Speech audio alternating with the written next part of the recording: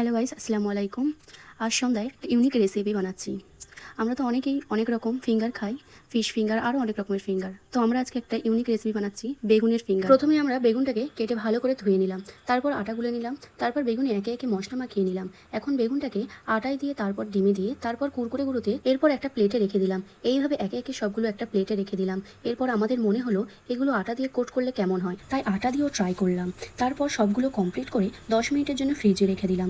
10 minute পরে এসে fridge থেকে বার করে এবার ফ্রাই করার জন্য কড়াইতে তেল দিয়ে গরম করে নিলাম। তেলটা যেন একটু বেশি গরম হয়, তাহলে ফ্রাইটা ভালো হবে। তারপর একে একে সবগুলো ফ্রাই করতে কড়াইতে দিয়ে দিলাম। তারপর গ্যাসটা একটু আস্তে করে দিলাম, যাতে ফ্রাই ভালো হয়, ভেতর পর্যন্ত যেন ভালোভাবে ফ্রাই হয়। তারপর ফ্রাই হয়ে গিয়েছে, দেখি তো খুব সুন্দর লাগছে।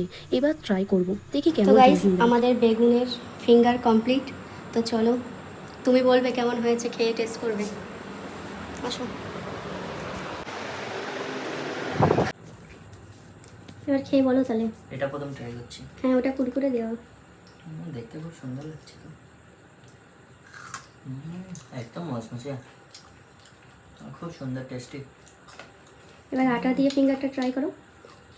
দাঁড়াও, এটা খেয়ে নিই ভালোভাবে। আমার তো আর সহ্য হচ্ছে না। এটা তো এর থেকে মচমচে মনে হচ্ছে।